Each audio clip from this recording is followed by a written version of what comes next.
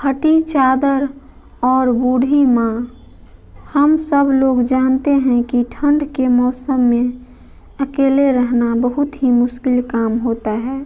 आज की कहानी आप लोगों को बहुत ही अच्छी लगेगी। बात उन दिनों की है जब ठंड बहुत ज़्यादा पड़ रहा था। सब लोग अपने बंद कमरे में आराम से सो रहे थे, लेकिन उसी ठंड में एक बूढ़ी माँ अपने बेटे के साथ एक फटी चादर में कांप रही थी।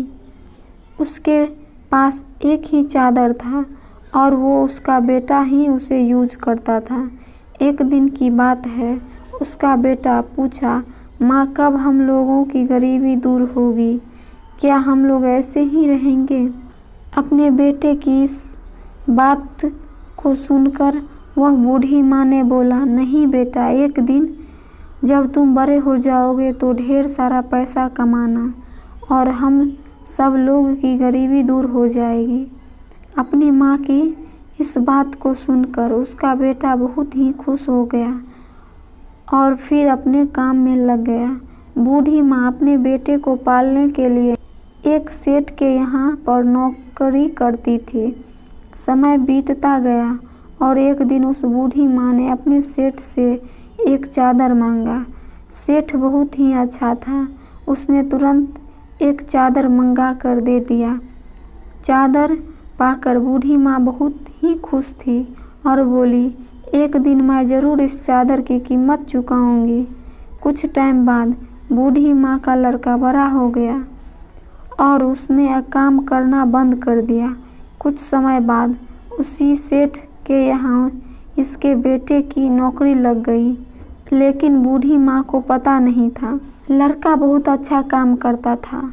उसके काम को देखकर सेठ जी ने उसको एक चादर देने की बात कही। सेठ जी की यह बात सुनकर लड़का बोला, सेठ जी, मैं यह चादर अपनी माँ के हाथों से ही लेना चाहता हूँ। सेठ जी ने कहा, ठीक है। अगले दिन लड़का और सेठ जी उसके घर पर जा पहुँचे। सेठ को देखते ही उसकी माँ पहचान गई और जब सेठ ने बूढ़ी माँ को चादर दिया तो बूढ़ी माँ ने कहा, सेठ जी, मैं यह चादर नहीं लूँगी। सेठ जी ने पूछे, क्यों? बूढ़ी माँ ने बोला, अभी तो एक चादर उधार है। बूढ़ी माँ ने बोला, अभी तो एक चादर उधार है आपका।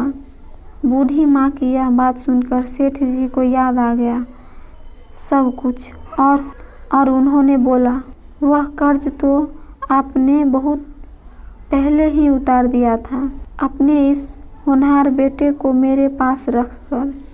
सेठ जी की बात सुनकर बूढ़ी माँ बहुत ही खुश हुई और बोली, आप जैसा मालिक सबको दे।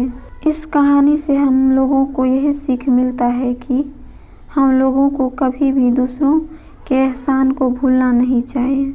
अगर कहानी अच्छी लगी हो तो शेयर ज़रूर कीजिए।